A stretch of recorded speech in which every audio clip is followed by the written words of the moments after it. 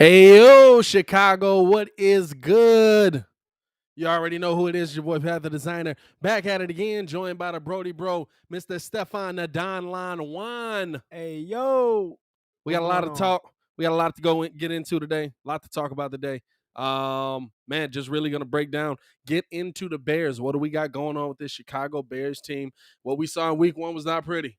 There's some good that you can take from week one, but I think that we left week one with more questions than answers. And I mean, when you look at it, when you break it down, we have to get into some of those questions and address, kind of what they are and what they're going to end up working out to be. As always, guys, man, make sure that you like the video, subscribe to the page, because we do talk Chicago sports weekly. This is the only channel that's talking Chicago sports, how Chicago talk. So make sure y'all get in tune with us. We appreciate the love. Hit that bell so you don't miss anything. Let's just jump into it, man. I mean, a lot to get into based on what we got coming up this week. We got Joe Burrow and the Bengals coming into town. I mean, listen, it's not going to be a cakewalk based on what we saw in that first week of football. I honestly believe that the Bears are possibly in a little bit of trouble. I'm seeing a lot of the faithfuls in the chat. What's good with you? What's good with you? We got the Breeze family in the building. Make sure we get them likes up, y'all. We appreciate y'all for tuning in. When I'm looking at the team that's coming in, when I'm looking at the team that we've put on the field. Shout out to T'Challa for the super chat. T'Challa feels the way I do. Low-key not feeling good about this upcoming game. I picked the Bears to win it, but I'm a little bit nervous now. I'm not going to lie to you, because the questions that we have now, I mean, offensively, are there questions? Absolutely. The biggest question offensively is Matt Nagy. The questions that I have with this Bears team are mostly defensive questions. What's happened to Khalil Mack? What has happened to Eddie Jackson? Where has Eddie Goldman gone? And maybe Eddie Goldman, if he is able to come back this Sunday, he changes a lot of that. He fixes a lot of what the Bears want to do. But when I'm looking at this team and when I'm looking at what they have coming in this week, I don't feel comfortable about this secondary slowing down Joe Burrow in the slightest. Let me give you this stat here, because when I saw it, it really, really blew my mind. In the last 11 games, 11, going back to last season, including a playoff game, in the last 11 games, the Chicago Bears have allowed a QBR of 98.6 in their last 11 games. That's just unacceptable. That's just unacceptable when it comes down to it defensively. You have to really ask the question, where has this defense gone? What has become of the 2018 defense that was so great, that was so unstoppable? How have we gotten this far? Is it just that Mack has been injured, that Hicks has been injured? What's gotten us to this point? Because I'll tell you this, starting Justin Fields is nice, but Justin Fields can't play safety. Justin Fields can't play DB for you. Your last 11 games. And we can say that it's the defensive coordinator. We can say we can put it on scheme, but this ain't new. Chuck Pagano's been able to play. It was a good coach. Now, he didn't do too well for us, but Chuck Pagano was a good coach. You're telling me Vic Fangio is the only guy that can get these defensive players to play the way they did? And if I can add something, Pat, another thing to be concerned about is the simple fact that we could simply get out-coached. Can you hear me? Am I good? Yeah, I hear you. We can simply get out-coached. I mean, if you look at it, this is the first time you admitted that Matt Nagy called a well-balanced game, and it looked good, sounded good, and everything like that. And it was a balanced game. For all intents and purposes, it was a better play call than he's ever called. It was balanced short, though. It was balanced short. It was balanced short. But here's a concern on the other end. That coach seems to be having a great time, well, a good time so far. It's only one game. Let me not overblow it. Yeah. But he coached a real balanced game too. Why? Because their running back got over 100 yards and they got 2 targets that did really well too. Plus, Joe Burrow and Jamar Chase had a day, 127 Hey, yards for listen, him. that connection is never gone away. That connection's never gone away. They have continuity out the gate. They got good continuity just Yeah. because of their time in college and things of that nature. So I'm looking at the simple fact that we can get simply out coached from that perspective. Because what if Matt Nagy, again, this is that being our variable, decides to do something different than what we saw work because it didn't get the results that we wanted. It still got us 14 points and things of that nature. So I'm concerned about how he responds to it because I know we all know Matt Nagy can be very egotistical, and that Yeah. could work in at our disadvantage. I mean, for me, I just look at it as because I saw the Minnesota game, and to be honest, like I already knew what I was gonna get from Joe Burrow Burrow and Chase, yeah, they had that Chase, connection for a minute. which is crazy because y'all mugs was talking about he kept dropping passes, and it was like, bro, Don't say y'all. Me and Kidd was the first Muggs- ones to say that Muggs was like, he's going yo, to be able to catch.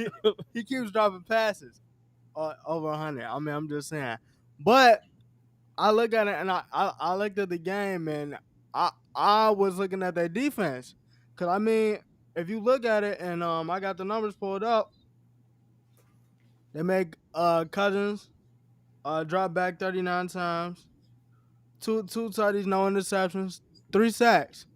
Dalvin Cook 20 carries, 61 yards, 3 yards a carry. Like so they definitely can get back there. Yeah. The line is improved. I mean, you got I don't know if I say improved. the D line is improved. I mean, I wasn't. It's not I as wasn't, ugly. I wasn't. I wasn't talking O line. I think.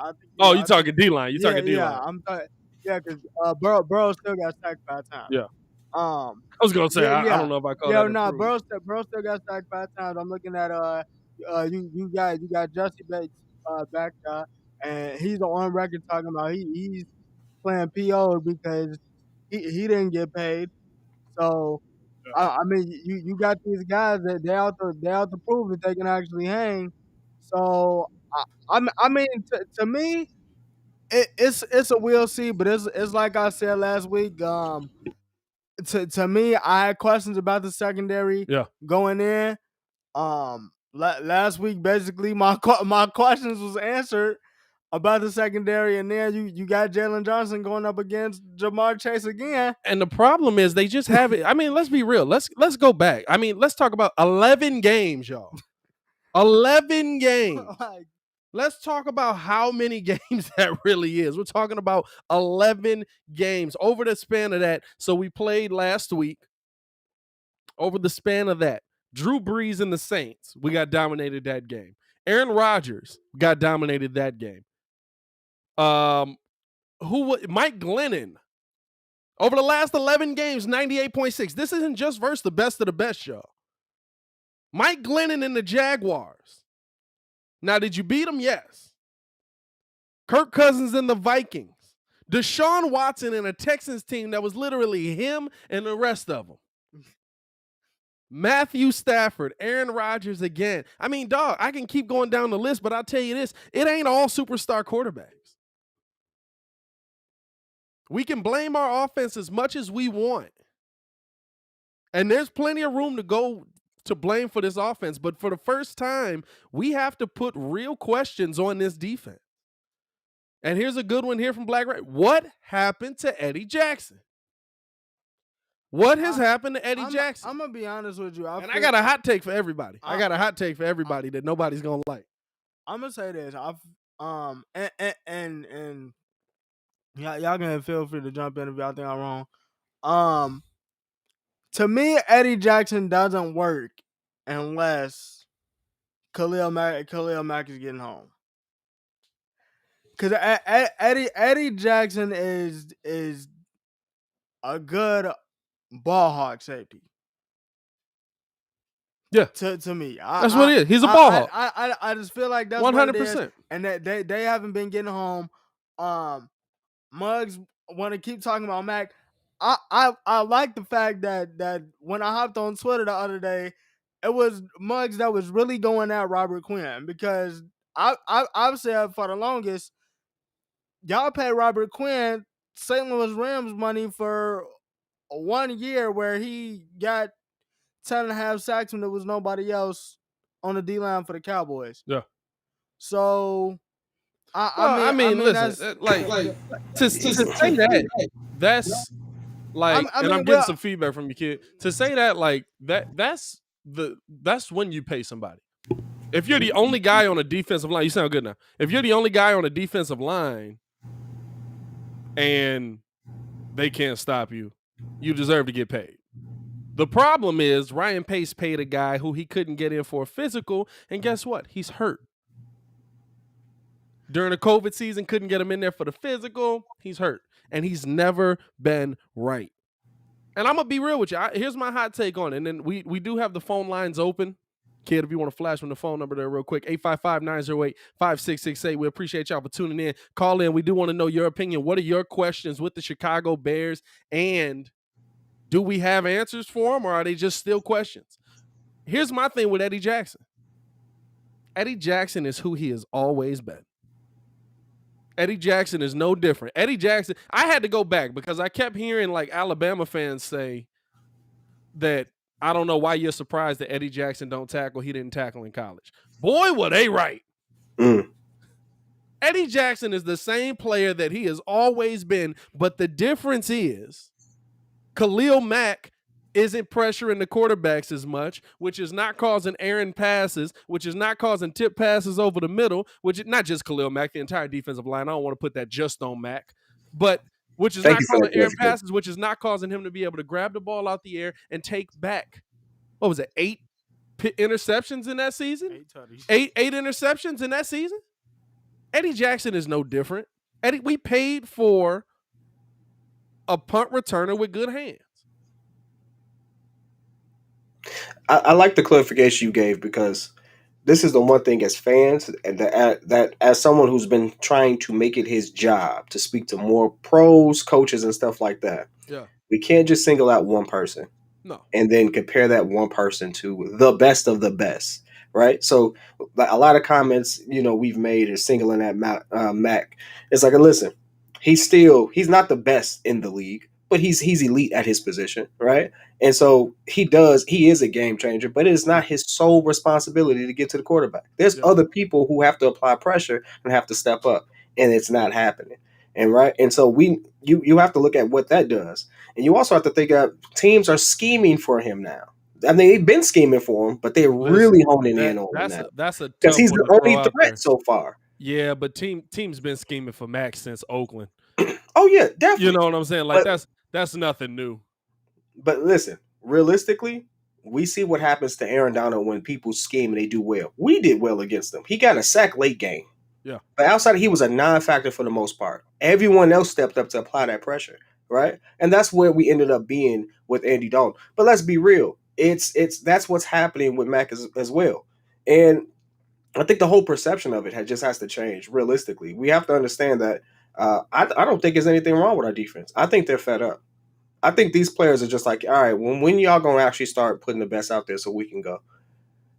Because I think ultimately that's what it is. If you've never been part of a team and you see, you get a history of people just making bad mistakes and stuff like that, eventually they check out. I'm paid. Why am I sitting there putting myself at risk for you to sit there and make these boneheaded decisions? And no. Here's the problem though. It's not like in last season. I get that. Last season, listen, it's 3 and out back on the field, 3 and out back on the field, 3 and out back on the field. Last season, I get it. This year, what we saw in week 1 now, was it beautiful? Was it 21 to 28 points? Absolutely not. I'm not saying that the offense did a great job out there getting the job done. And I mean, listen, you're going to take up a lot of times when you're doing nothing but running the ball and dinking and diving it down the field. You're going to kill some clock. Let's not confuse activity with accomplishment, though. But you can't say we're tired when on the first play from offense, you get beat deep on a bomb. You can't say we didn't have our heart in it. When, listen, 35 minutes of possession. 35 minutes of possession. You can't get more rested than the offense being on the field for 35 minutes. especially when they're hitting you with quick strikes on the other side. So to me, I can't say that they were so fed up with what they saw offensively because, yeah, I mean, early interception, it looks bad, but on the defensive end, you got beat immediately. Early interception, your mindset should be, hey, let's go get this ball back for our boys. The reason that the Bears looked so good in 2018 was Mitch Trubisky was starting at the 20 every time he got the ball. He was starting at the opponent's 20 every time he touched the ball. Yeah, I bet he can run it. Hey, I'm willing to argue with you that when Mitch was doing his thing, that defense looked real good because their defense looked real good, It was right? humming. It was humming, right? Guess what? That's how your offense translates to defense because it's infectious. Something's working, everyone's on the same page. Like, all right, this kid got it. Let's put him in the best position to succeed. And the defense is like, hey, let's get him the ball back so he has an opportunity. That's what football is. They're like totally different than basketball, but that's what football is, right? That's how offense translates to good defense. We see it with Kansas City all the time. Like when the defense gives them that spark, all of a sudden the whole team is running. Like we've seen it time and time again. The Bears have the opportunity to have that type of synergy, and they're not rolling into it at all.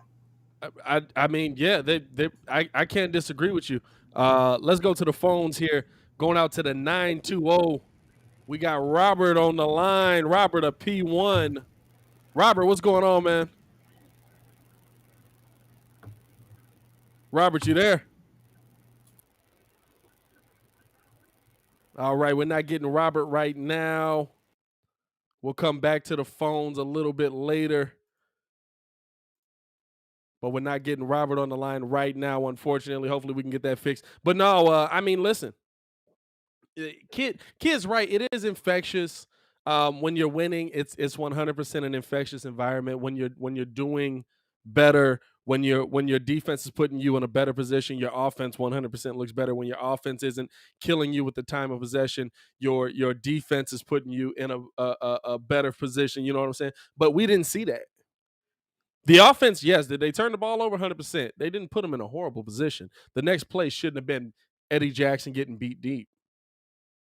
You know what I'm saying? There's a simpatico relationship with it when it comes to offense and defense, and we're not seeing it from either side. I'm not saying that the offense is going out there and putting up 28 points, like I said, but listen, your defense has some questions that, like the last 11 games, 98.6. I'm gonna tell you this: you're not gonna win a lot of games when the opposing quarterback is putting up 98.6 on you. I would say too. To Kid's point, and like you said, he was absolutely right. So I went and so the Chiefs game came on. Yep. And the whole game, the Browns was like they played legit the perfect game that you want to play against Kansas City. Like that, they didn't kick the ball straight. Like, hey, if it's fourth down, we going for it no matter what. We running the ball. 1, 2, 3. You gonna have to stop us. Yeah. At some point in the game, they made Nick Chubb a fumble. It was like, yo, we got to stop this. Right. We got to get the ball back. We down 2 scores. We need the ball. It's the fourth quarter. We need to get some type of stop to get the energy up in the building. As soon as they get the stop, first thing they do, hike the ball, Pat Mahomes, Tyreek down there somewhere, throw it up, wide open, Tutty. Yeah. Building up. It's like, you can't say, oh man, I'm tired of this. Like Andy's still quarterbacking. We dinking and dunking down the field. First play of the game, we get beat deep. We still running the ball, and it's 21-10 with like 2 minutes in the third quarter. I give up. Like it's no time for that. That just come down to 1-2. Honestly, that just come down to 1-2. And yeah, why I didn't agree with the offensive plan, because I do feel like at some point, sometime in that game, even though they're giving you what they're giving you, you still have to take some type of shot to at least try to keep the defense honest. Yeah, 100%. But at the same time, it's like, okay, we know what they're doing. Let's at least try to get out here and get the stop to get some type of energy. Right. Because right now it's just coming down to 1-2, and these mugs looking old. Yeah, I agree. If I'm being honest, I agree. Let's go back to the phones here real quick. I don't know what's going on there. Let's go back to the phones here real quick. Let's try Robert again. Going out to Robert Schwartz. Robert, you there? I'm here. Can you hear me, guys? We got him now. We got him. What's going on, Robert? Nothing. I think Nagy should not do any play calling. That first drive when we handed off to Montgomery, we should never went away with it. We could have. The only way you're going to beat the Rams is run it down their throat, and then start throwing it around, around the field. And our defense, I was very disappointed. Very disappointed. That's not Eddie Jackson. Eddie Jackson's not playing with heart anymore. I think it's time to cut ties. Time to start, getting some pieces in. Ryan Pace needs to get off his high horse and start getting some corners that can help and some safeties. That's what I think. Because the defense I saw Sunday night, that wasn't a defense in 2018. Yeah. That's what I think Nagy should just say, okay, I'm a garbage play caller. Here you go, Laser. It's your show now. Yeah. And I think you're going to see a little bit different. That offensive line, Jason Pierce, phenomenal signing. Because I seen the blitz coming out of left, and all of a sudden he panicked that guy and saved Andy Dalton's life. Yeah, did you see that, Ringo? Did you see? Jesus, he still got it. I saw that, but I also saw him get knocked out by Aaron Donald. Everybody wants to talk about the offensive line and the quarterback here. To me, I think if I was Nagy, okay, you know what? I'm giving the keys to Justin. Let's see what you got, son. Because all these other quarterbacks that got drafted, they're playing. Yeah. Not Justin. We got something. No, play them. See what you got. You can't sit on a Ferrari, and the Ferrari's not going to run, good enough. You got to see what you got in this kid. And I think what I thought of him a lot better than Andy Dalton. Don't get me wrong, Andy Dalton.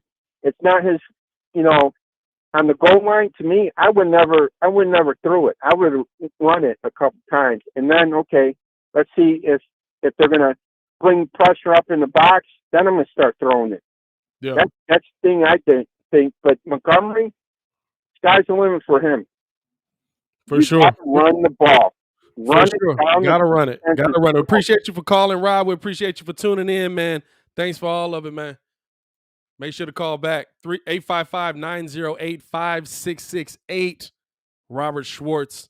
P1 on the show. He made some good points.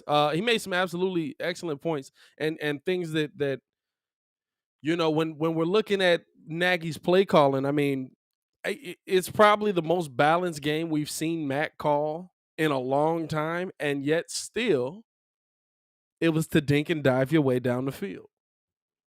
Now, I don't know. I know a lot of people are saying that he's calling a conservative game.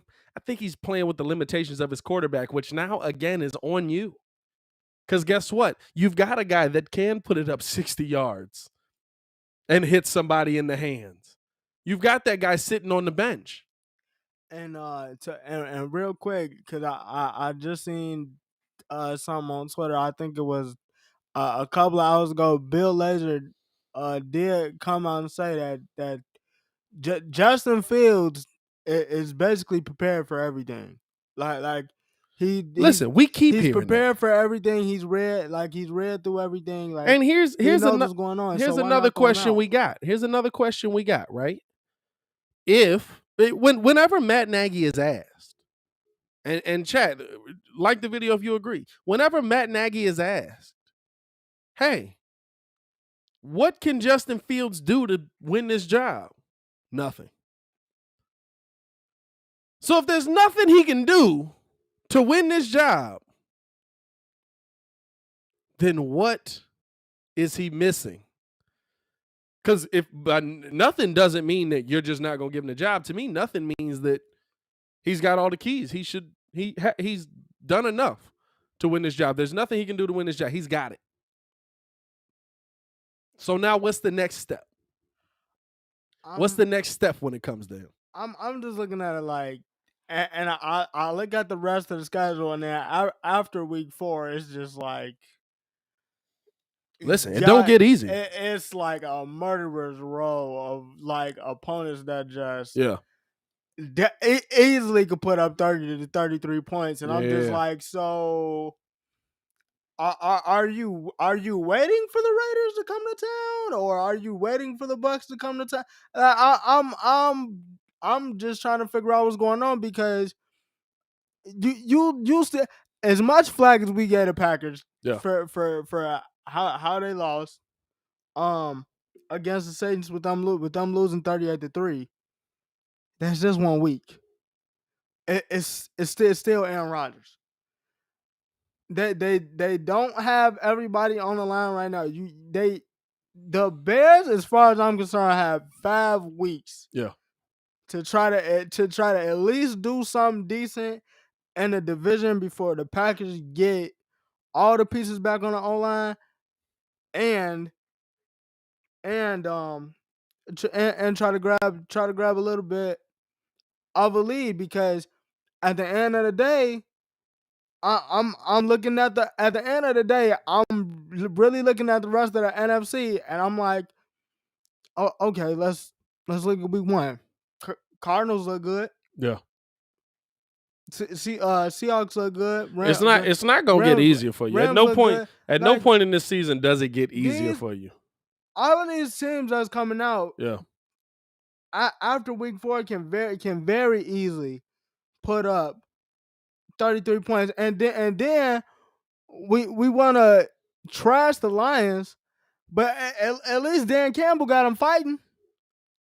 Hey, look, Dan Campbell is one of them weird dudes that, listen, he might just be crazy enough to get them over the Vegas over. I don't gamble. I'm not a betting guy, but Dan Campbell might. He's somebody. What he say? He said, "We're gonna get him down. Then we're gonna bite a knee. Then we're gonna bite an ankle. And then we're gonna bite." Like, what, dog? Like, he might just be crazy enough to get them over the 4-win hump there. Listen, let's go back out to the phones, man. Going out to the 717. I'm sorry. Yo, what's going on, my guy? How you feeling? Hello, yo, what's good? Hey, this is Kelly. What's going on, Pat? What's going on with you? How you doing? Hey, I've been listening for a long time to you. Great content. I just want to touch a little bit on the defense. I think what your buddy was trying to say is they're fed up, not so much tired. I think the defense has put in a lot of work for 3 years or more, waiting for Nagy's offense to click. Mm-hmm. I think everybody in that building, including the veterans, know Justin Fields is the best they got. But yet and still, we're willing to wait another month of so-called washed-up Andy Dalton to get this year started. And from my knowledge, half the defense is 30+. So who got time to wait? I think they just had enough, so their effort is none. Just curious to know what you guys thought. The problem I have there is, and appreciate you for calling, man. Really appreciate you for tuning in and taking the time to call. Shout out to Kelly. The problem I have there is that, listen, no matter what, you're still a paid professional. You know what I'm saying? Like you can be fed up. We can say that they're fed up. We can say, listen, if you were fed up on the first play and so you just decided not to play football, I hate to tell y'all this, we got the wrong set of players here. And what's that one scene on Hoes? I'm tired of this grandpa. Put that dude in, man. Yeah, 100%. Yeah, 100%. Like if you're a paid professional, listen, and I understand that you get sick of the offense being bad. I mean, we heard about those offenses in the late 80s, early 90s where, Tommy Waddles told the story where literally it was just like, just don't F it up. Just don't turn the ball over. And if you do, we'll get it back. You just don't mess it up. So I get that, but that we're Bears fans, y'all. That needs to be the mentality of the defense. I understand at a certain point you do get sick of it. I understand at a certain point you are just exhausted. But if week 1 is the point, then I hate to tell y'all, we got the wrong players here. If week 1 is the point where the team says, I'm done with this, we got the wrong players here. And I got a really burning question that I'm want to ask. If that let's just say, for the sake of this conversation, that really is the issue. Why didn't they just have a team meeting to address this head out?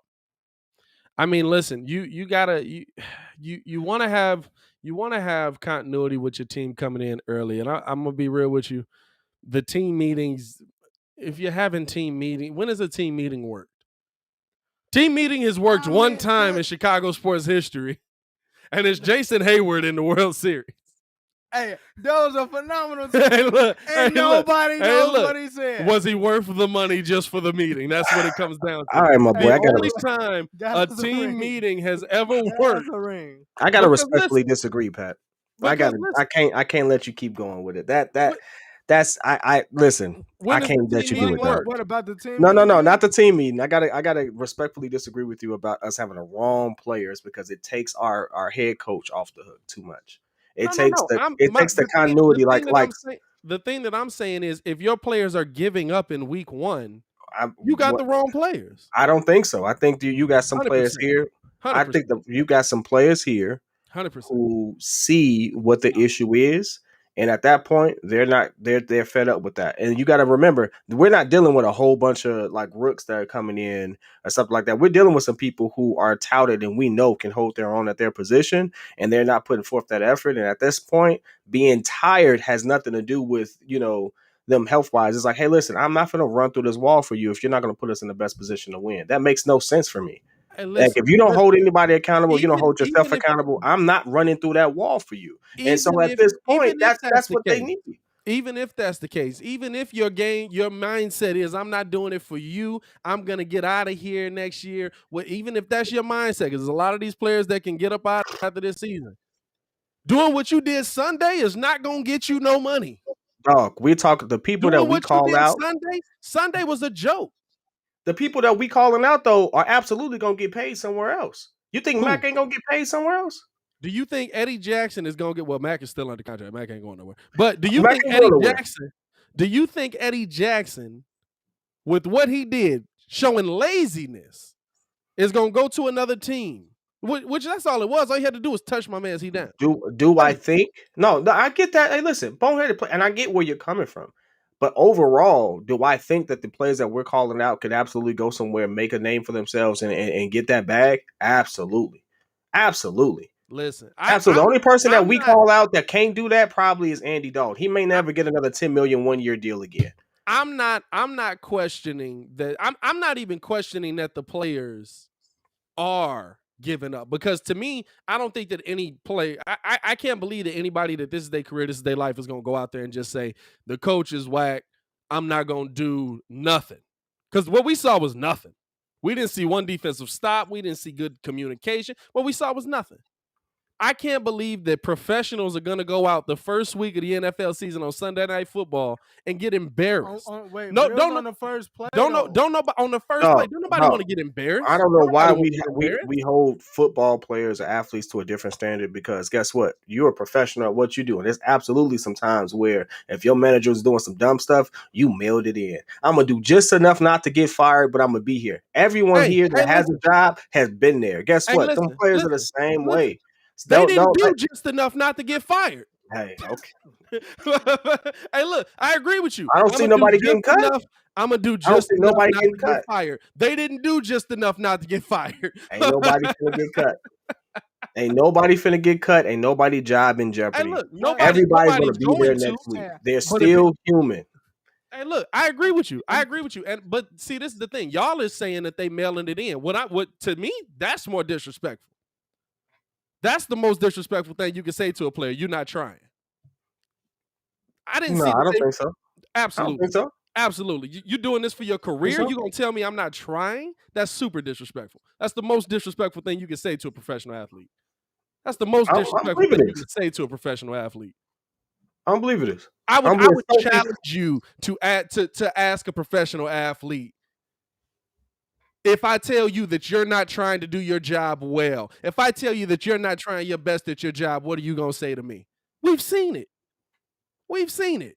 We've also seen it. We've seen it go both ways. That's why the conversation between you and I is so interesting, because we've seen, especially in today's day and age, of players explain what was really going on in that situation versus what's happening on the court or the field. We've seen both of it. We've seen it play out where someone absolutely gets pissed, but we also seen that situation like, you're right. Why am I sitting there busting my butt and you're not putting us in a position to win? I'm not going to sit there and risk my career for you to sit there and make these boneheaded decisions when realistically in a year or two I could be out and I could go somewhere where I can be appreciated and my talents could be put to use. Hey, listen. At a certain point, we have to consider that as a possibility. We have to consider. You can't sit there and say these are professionals, they should do this and stuff like that, but we let Matt Nagy off the hook and say he should learn on the job every 5 seconds. Get the hell out of here. Who's still letting Matt Nagy off the hook?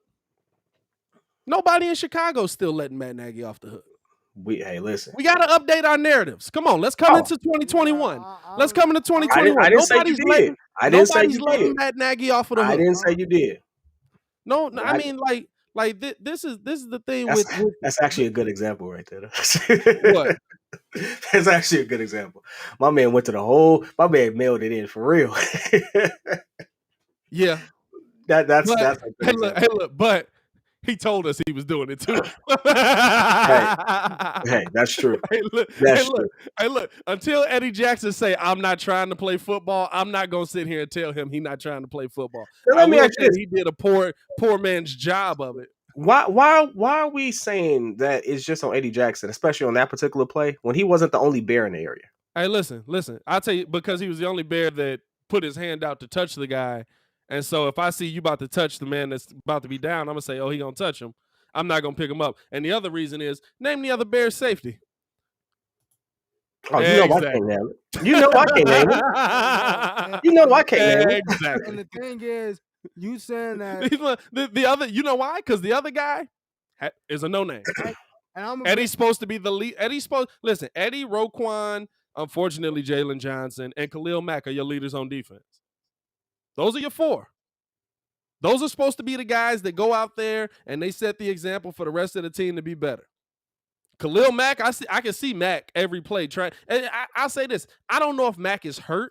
I don't know if he's still dealing with injury. I know he came in not on the PUP list. What's it called? It's not IR in football. Just he was hurt. You know why I like this question so much? Because realistically, we are kind of overreacting. It's like Packers fans overreacting because Aaron Rodgers put up 1 point in fan, which is a wild stat. Hey, listen, that's a wild. He put up 1 point and 2 INTs. Hey, Packers fans is overreacting because Aaron Rodgers came out there looking like Jim Bob Cooter with the old mullet down the back and doggone. It was like, who is this guy? Like, he cut his Aaron Rodgers the second. He got a haircut, so maybe he plays better next week. Hey, we're gonna see. Hey, that'd be hilarious, wouldn't it? He get a haircut and he just throwing dots. It's just like, what was it? The hair? Was it? We got another caller in. We're going back to the lines. Yeah, let's go back to the phone lines real quick, man. We got Adrian on the phone lines. Adrian, what's going on? What's up, fellas, man? Hey, bear down, man. This is the greatest show out, man. P Kid, Pat, and Stephon the Don, man. I just wanted to say what's up, man, for the first time. You guys, man, thank goodness I found your show a while ago, man. I love how you guys agree and disagree. It's all about sports and love between the squad, bros. Man, I'm headed to work right now, man. I just wanted to say, y'all keep up the great work, bros. Man, Adrian, we appreciate you, bro. We really appreciate you, man. If you at the gig, man, make sure to give a listen on the Contender as well. The phone line's brought to you by the Contender. We really appreciate everybody who takes the chance to download that app and give us a listen while they're on the go. Man, that was love. That was love. I appreciate gotta love the love. Go ahead, Ray. And real quick too, Kid, back to your point from earlier about because we was talking about people leaving on defense and possibly getting paid, people leaving and possibly getting paid. You know the reason why Eddie Jackson won't get paid top money? I'm gonna name you a couple of safeties And I'm gonna tell you the difference. I'm gonna tell you the difference about why if they would leave, they would get paid. So you got Eddie Jackson, Mm-hmm. and then you turn around, you got Tyrann Mathieu.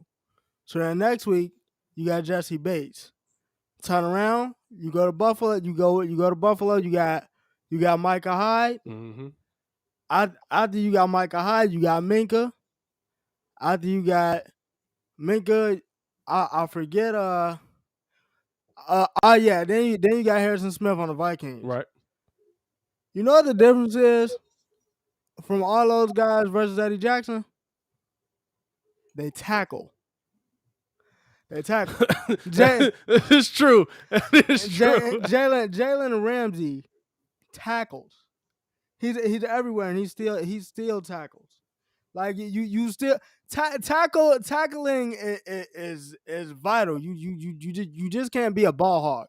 So listen, it was, you can if that's what you're doing. I mean, but if that's your prime objective, and then the defense ages, yeah.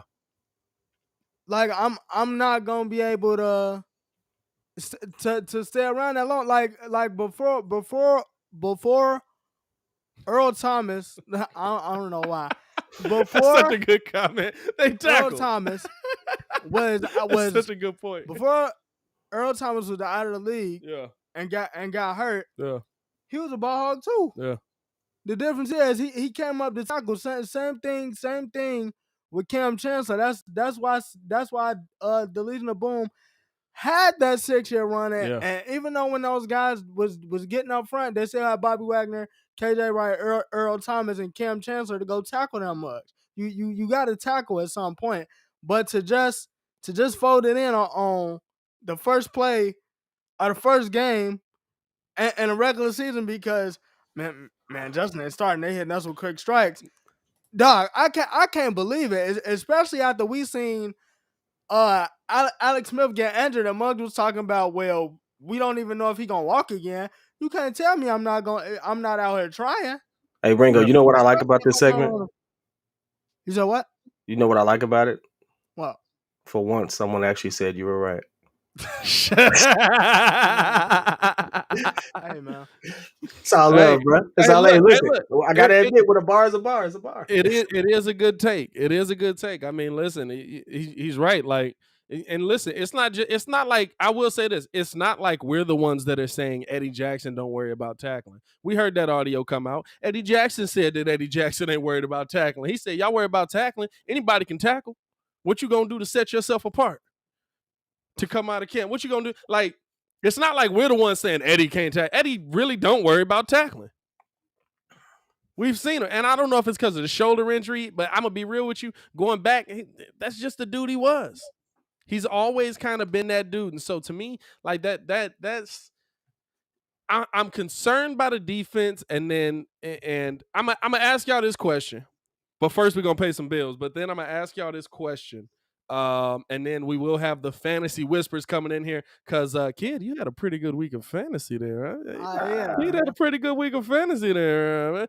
One team you messed up horribly, but even though I messed up, I still only lost by that one player. Like literally, I lost by that one player. Now it was a stupid move. Won't happen again. Yeah, tough move on your part. Let's do it. Let's pay some bills. But let's pay these bills, man. Let's pay these bills real quick. Listen.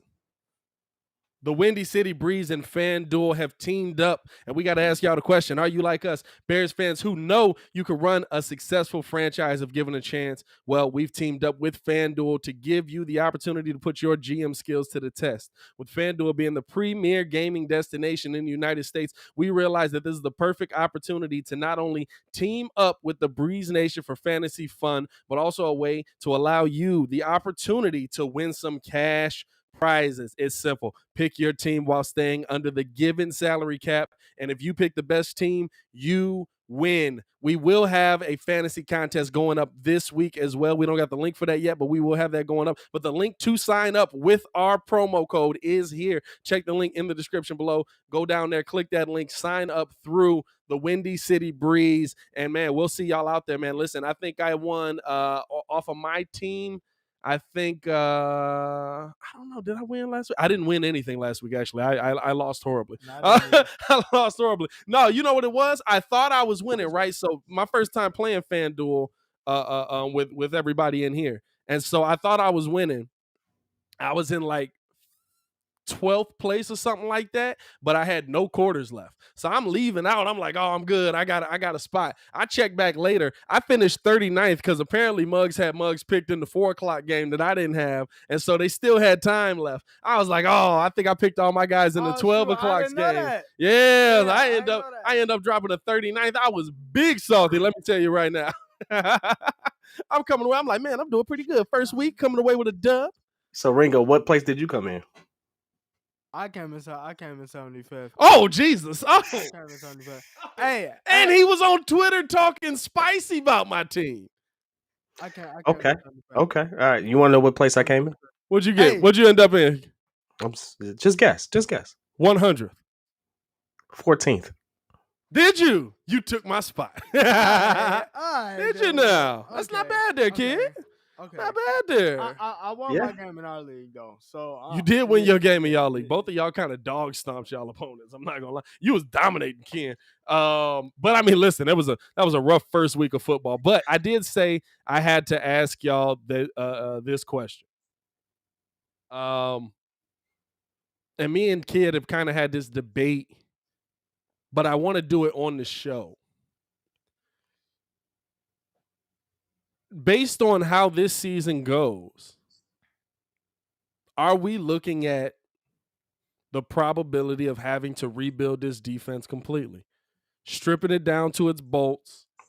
Are we looking at pretty much just holding on to Jalen Johnson, Roquan Smith, maybe some of the smaller guys, maybe Eddie Goldman? But are we looking at the probability that we're going to be rebuilding this defense after this season? Because you think, at a minimum, that you have your left tackle of the future and you have your quarterback. Yeah, Oh no! I'm sorry. Hey, that was funny. Go ahead with it, Randy. Nah, but I would say so. I feel like it's time, especially because right now, like I said, I haven't seen evidence to show me different. Yeah. I haven't seen evidence to show me different. To be honest with you, I don't even know if Jalen Johnson is a number 1 corner. The question's out there. I think he's gonna be pretty good, barring any injuries. But the problem is, a lot of our players come with that disclaimer on them, barring any injuries. They're gonna be there. But when I say rebuild, listen, by the way, if you start rebuilding your defense, you're probably just gonna rebuild everything beside that quarterback. But you're not gonna. I don't think, because Jeffrey did drop the question here. So do the Bears got to fire somebody? I mean, Ryan Pace and Matt Nagy saved their jobs by picking Justin Fields. You can keep. I mean, okay. Well, realistically, if we, because we just talking defense, right? So I'm looking at it. You can keep Roquan. I would say keep Jalen Johnson for another year. Yep. You would get the highest value for Khalil Mack. Everybody knows Trevathan, 30-year-old edge rusher. I don't see highest. I'm gonna be honest with you. It's still Khalil Mack though. It's still Khalil Mack. I'm gonna be honest with you. I don't see us rebuilding a different side of the team. Although I do have faith that Ryan Pace can do it. I think, we did have this conversation. I think Ryan Pace could do it.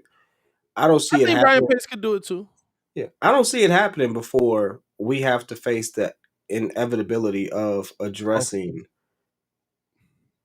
Addressing Nagy, and I hate to keep circling back to that, right? But it's like that's the talk of the city, and ultimately, I know that everyone says, "Oh, yeah, but you're not going to fire your guy. You're not going to fire your guy." You all just don't know what business looks like.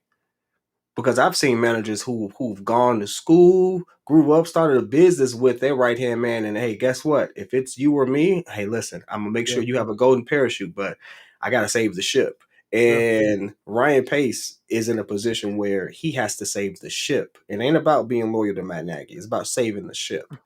And I don't think Ryan Pace has that option anymore. Please, I don't see how he wouldn't. He's on coach number 2. He's destroyed the salary cap. He's not signed good players in free agency. The few moves that he has done well are now hindering the entire team because they take up so much of the salary cap. And the few moves that he has done poorly are overpays on players. And I think that when they went into the offseason and we saw those press conferences where they said Ryan and Matt are our football guys, I think that was the glue that put those two together for the rest of their career. And the rest of their career with the Chicago Bears, and they better hope that they can be successful together. That's why I said Ryan and Matt saved their job. I love that optimism, but I'm gonna be honest with you. None of that has anything to do with the reality that, hey, at the end of the day, I have an offensive guru who ain't showed me no offensive guru-ness. You're right.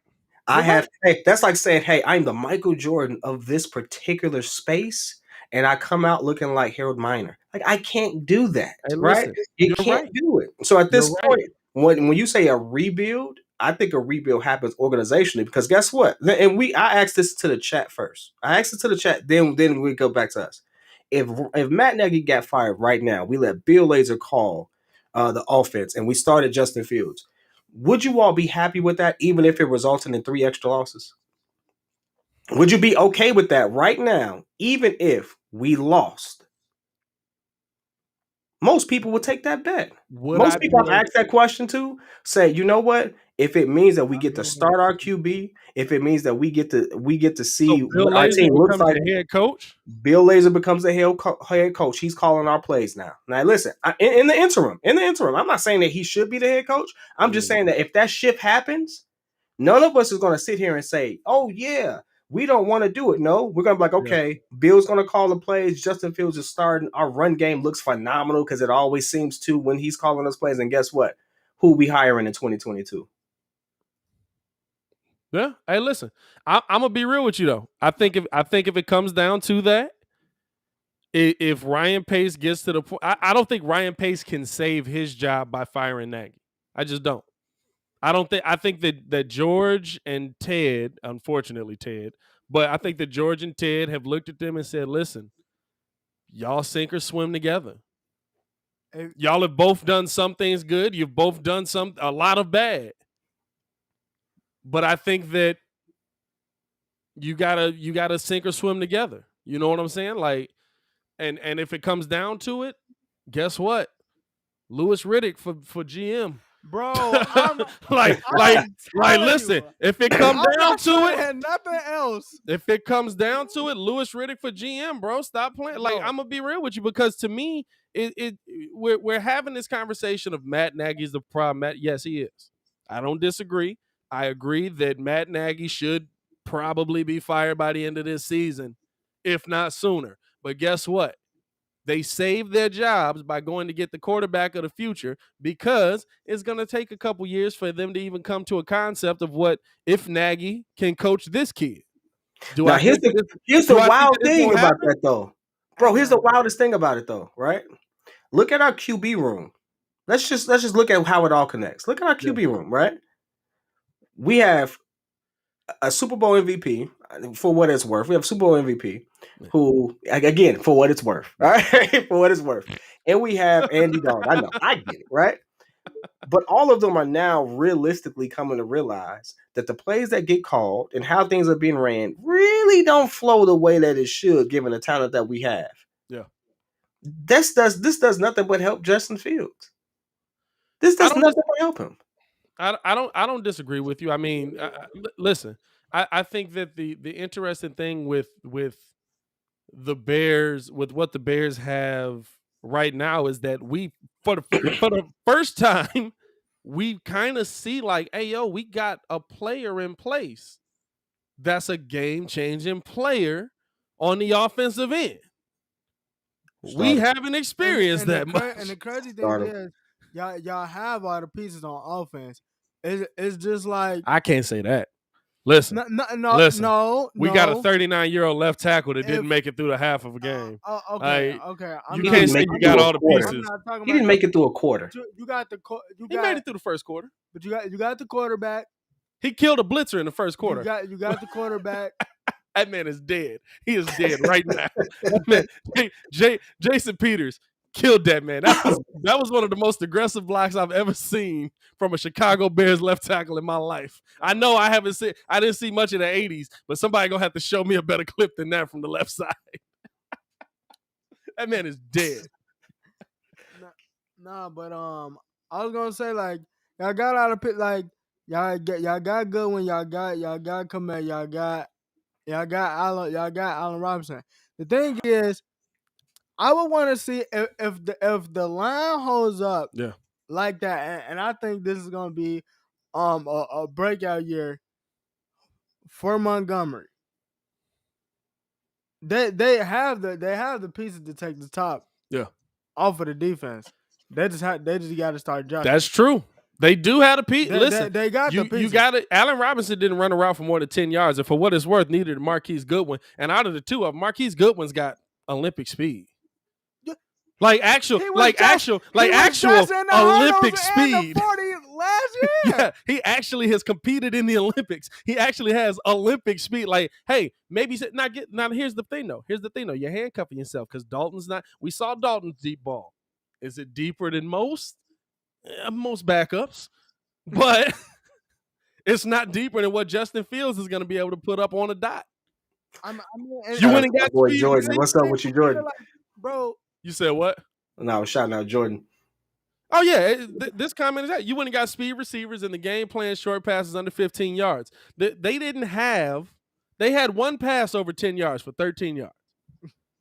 They didn't even have a play schemed for more than 15 yards. There's the problem.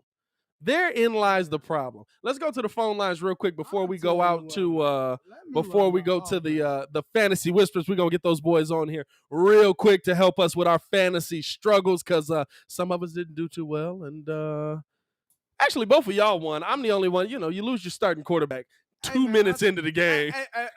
It's a bad day. We can talk. Hey, we can talk. Hey, but for what it's worth, Derek Carr did well.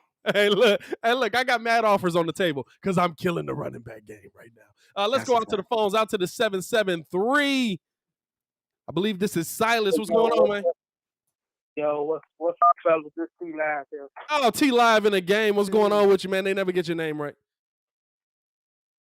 Yeah, they never get my name right, but I just wanted to say, now, you know what we need on defense? We need something like Adrian Amos. Because that's what Eddie Jackson is. We ain't pay Eddie Jackson to play the box. We pay Eddie Jackson to play the deep field. That's what he got paid off of. Yeah. So Eddie Jackson, he got his money. He just took the pay cut. So he get paid, but we never knew. Everybody knew that ain't Eddie Jackson game. Stack the box. You put Tayshaun down there in that box. That's who's supposed to stack the box. But that's what we need. We need a safety. We need a strong safety that can hit. Which is what we've needed for 4 or 5 years now. You know what I'm saying? Since Eddie Jackson's been here is what we need. Yeah, but Eddie Jackson makes his money from off the deep end. He's a free safety, not a strong safety. Yeah. That's just big difference. Eddie Jackson was never known to hit. Nobody know Eddie Jackson. Well, he got paid off for. He got paid off for taking picks, playing the deep routes, playing back there. So if you bring your Eddie Jackson in the box and you let Tayshaun play back there, it ain't gonna work. You see what happened? So yeah, Eddie Jackson, that ain't his stilo. His stilo is to play deep safety. He's not a no box safety. Eddie Jackson was never no box safety. Yeah. In Alabama, he was never in that box. You're right, my boy. You're right. I appreciate you for calling in, man. Appreciate you for tuning in. T, stay safe out there, all right, man. No, he's right. Listen, and the tough part is, listen, Adrian Amos ain't exactly, when we're talking about a strong safety, like, yeah, we lost Amos in the production dip, but I mean, Adrian Amos ain't exactly. Yeah. Let's go to this guy. The thing is, too, the difference is he brought up Adrian Amos. I mean, it helps when you got Jair Alexander. Yeah, you know what I'm saying? But here's the thing. You paid, here's another problem that I've had with Pace. You're paying people off of stuff that's pretty much impossible to replicate. What do you get paid off of? 8 interceptions in a season? Yeah. What other safety is getting 8 interceptions in a season? Like that is it 8? Let me double check myself. I know it's way too. It's pretty much an impossible number to repeat. I believe it's 8.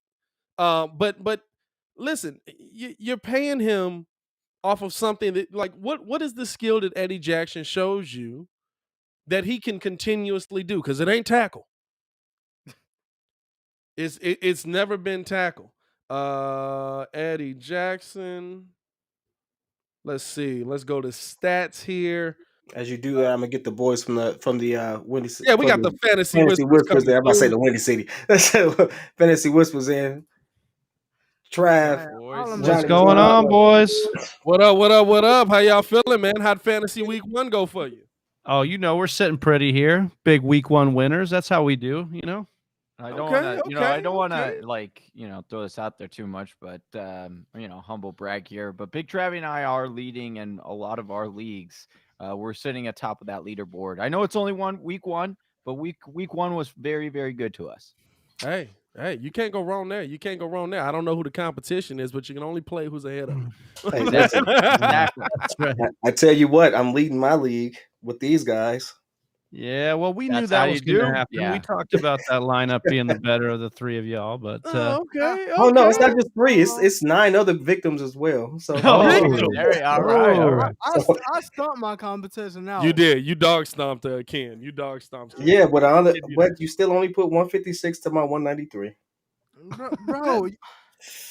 In due time. In due time, you're gonna come over here and get walked. That's what it is. When do you guys play each other? Because that's what I'm interested in. I think y'all play each other this week, don't you? Don't you play Kid this week? Nah, I play him.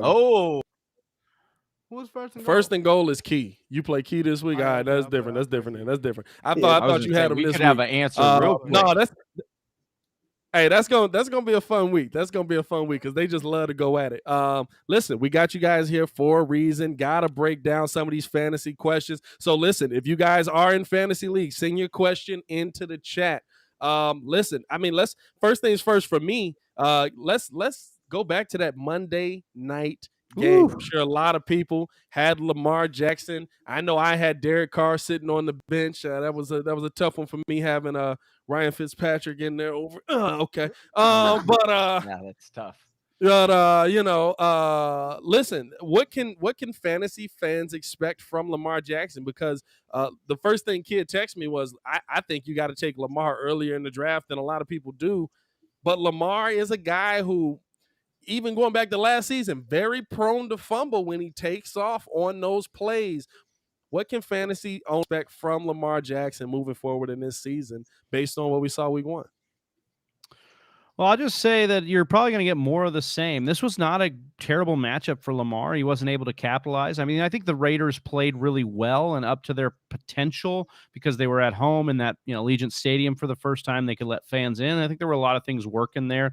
This was a great, fantastic game for Monday Night Football to open the season. But on Lamar Jackson's point, I do believe that there's problems in this passing attack. There's problems in the offensive room because they're injured, and not to Lamar's a discredit to Lamar is all these injuries, but I think Lamar is somebody that's going to continue to take off and give you a nice, safe floor in fantasy football.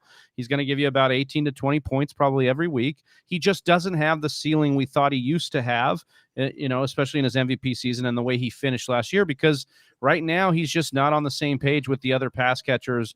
His offensive line got a little banged up last night. This coaching staff didn't seem to want to stick with Tyson Williams, which was baffling to me because he looked like the best player on the Ravens. There were just some situations that were a little funky. I imagine Baltimore gets fixed because they're well coached. But there might just be too many injuries to surmount for him to reach the ceiling we want him to. Continuing on that Monday night aspect, what can us Derek Carr owners expect from Derek Carr moving forward? Listen, he pretty much had the game of his life, still throwing picks, but also like doing a Dirk Nowitzki turnaround, fade away, lob for the win. Like we was confused on that. What can fantasy owners expect from Derek Carr at the quarterback position moving forward this season? I think, he's going to be a guy that you're not going to want to rely on from the quarterback position. He's a solid quarterback. He's not good, but he's not bad. Like he's not Andy Dalton bad, but he's not, Joe Burrow good. So he's a good game manager. He's kind of in that realm of like a Kirk Cousins, or even a Baker Mayfield, where the games that you're going to want to throw, like they're going to want to be good matchups, and you're just going to be like, okay, I'm going to go with the matchup. Derek Carr should be, a solid play in this week. I don't know how many like mega games he's going to have again. But he's more of a matchup play for me. So I would try to look to get and acquire a more solid quarterback if you can. But definitely, I don't expect Derek Carr to be like an every week starter for you. Here's a question from the Twitterverse here. Should we expect Sony Michel to be the number one running back based on what we saw versus Chicago week 1? Oh, I mean, I don't know how you could. We talked about this in the matchup show, and it's like, yeah, I have a bias because I've been talking about Henderson for a couple of years now. When they drafted him, I liked his tape. He looked really good out of Memphis. Obviously, he shared the backfield with, Tony Pollard. So there was that working there. And then they went and drafted Cam Akers, right? So they told us basically, we don't trust Henderson to be the guy.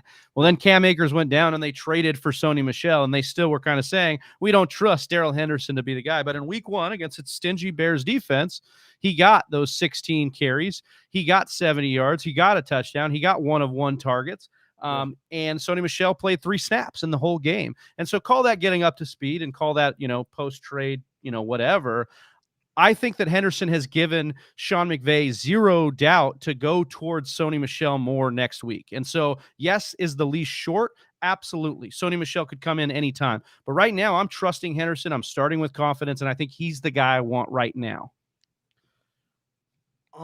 What can you tell me? Because a couple of minutes ago, we just got the news that DeMarcus Lawrence is actually out with a foot injury, I believe, out indefinitely. So, what can you tell me about that? And what is that going to have on what kind of impact is that going to have on the Dallas defense? That we kind of thought that they were going to come back and be rejuvenated. Also, I got Austin Eckler in fantasy, and yeah, you and an Eckler scored every week. Oh, I love how he just sprinkled that in. Also, here's my take. Johnny, I'll let you take the Dallas defense situation. I think that this is, terrible news for Dallas's defense. Obviously, we didn't project them to be that great. But again, when you have an offense like Dallas who can score basically from anywhere on the field because they have the talent and the plethora of talent around them, around Dak, you like this from a quarterback standpoint. If you have Dak, you like this from an offensive standpoint if you have one of those pass catchers around, because that defense is going to be bad. It won't be able to stop a nosebleed. And you like that for fantasy football because that's pointing back to what Dak had at the beginning of last season, where it's a bunch of shootouts, a lot of points because no one could stop anybody. So from that standpoint, it's looking, great for anybody who has, Dak or one of these offensive weapons. You weren't going to stream Dallas's defense anyway. It's not a defense that you want to target for fantasy.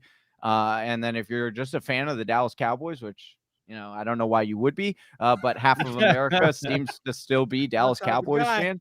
Is not a great outlook. Can an offense win a championship on itself? I haven't seen it. It's always required some kind of defense or ability to stop some kind of offense. Excuse me. So I would be concerned for Dallas as a team moving forward. And Austin Eckler, as far as your Austin Eckler comment, better days ahead. Saw a decent game. There was some concerns in that game with the pass catching, but again, very difficult matchup against the Washington football team. Expect better days for Austin Eckler. Yeah, I would just add that if you see, continued lower usage for him in the passing game against a Dallas team, where the Chargers should be able to do whatever they want against Dallas. If you continue to see Eckler, not get more targets in the passing game in this game, I would be concerned then. But what we did see out of Eckler, which was the question coming in all offseason, was would Eckler get goal line carries? Well, he scored a touchdown on the ground, so he got the goal line work that we were questioning. He just didn't have the passing work, which we've known him to have all the time. So actually, you got the good question answered. Now we're just kind of scratching our heads why he wasn't used in the passing game. We're not hearing you. Oh. You all have been the kings of saying take a flyer on this, take a flyer on that. So obviously you're dominating your leagues and things of that nature, right? So rolling into week 2, and with the strategy you all have, introduced to us, who are you taking a flyer on? Who are you picking up for this particular week that you think can really, put up some monster points, and then dumping right after? Like, put us in the mind of what you all are looking at this week. Yeah, so I'll just jump in here. I had a waiver wire column, which I write every week. It's on the fantasywhispers.com. So on Tuesdays, before you go to get your waivers in, make sure you go to the fantasywhispers.com, check that column out. My biggest waiver wire for the quarterback position was, in fact, Jameis Winston. And the reason I picked him up here is not so much that I trust that Sean Payton fix Jameis Winston. I mean, he definitely beat up on my Packers in a very efficient game, 5 touchdowns, less than 200 yards, and got it done 5 touchdowns wise. I know Bears fans were happy about it because they were at my bar. Listen, it's the only win I got. That's the only win I got on Sunday. They were at my bar and in my ear about it all day, so I understand that. But I will just say this. I don't necessarily trust Jameis Winston, but I trust Sean Payton, and I trust this matchup against Carolina. And this is a great test. If he can do it back-to-back weeks, be efficient, not turn the ball over in a matchup that he should take advantage of, I think it's great. So if you had a situation where you had Ryan Fitzpatrick because you waited on quarterback, or you're interested in streaming quarterbacks, maybe you took Cousins against Cincinnati week 1. You don't want to play Cousins against Arizona after what happened to Tannehill. You go in and you start Jameis Winston this week. I think it's a fine play to stream the quarterback position this week against Carolina, and I'd be really excited about Winston and his prospects in that offense going forward. Question on from the Twitterverse yet again, and we will get to Zach's question here in a second. With San Francisco losing their starting running back, Elijah Mitchell is somebody I've looked at. Is that a good move? Absolutely. We do believe that Elijah Mitchell is one of those guys you want to go after right now, because you're investing in that offense. And what does that offense produce? Well, it produces top running back options. And clearly it doesn't matter who it is that you throw back there. We've mentioned this on the show, because I said you could throw Big Travie back there and he's still going to run for 100 yards behind that offensive line and in that system. And that's what you're Mike seeing. Allstott for you. Yeah, exactly. I like it. I like it, Mike Allstott. And so, you want a piece of that offense. We do know it's a, rapidly changing, of course, because it's a running back position and there's a lot of injuries. A lot of people, and Travis and I have gone back and forth with this, and we've been chatting exactly what is the value, because a lot of people are saying, what is the exact value of Elijah? Should we fully buy in? I know that they drafted Trey Sermon, who is electric coming out of college and all these things. And why was he inactive? There are some rumors that he was inactive because of they were sitting him due to disciplinary reasons, right? There was also a rumor that Trey Sermon doesn't play on special teams, and it was a game management move from that standpoint. Could have also been that Kyle Shanahan knew he could beat the Detroit Lions without Trey Sermon on the roster, and clearly, they did. But what I will say is that sometimes when we look too much into the draft capital of certain players. Now, if it's a round 1 or round 2 guy, I would generally say, yes, be more heavily invested in that draft capital. It means a lot. However, as you start to go down the line, that draft capital becomes more and more irrelevant. And that's what I'll say with Trey Sermon. Now, I'm not saying he's going to be terrible. However, there is a situation and a reality where Trey Sermon, sure, to everyone, watching football, he is the better running back prospect. However, for this system, he could not work out, right? He could be a bust in this system and he's not fast. He ran a 4.61 on his pro day.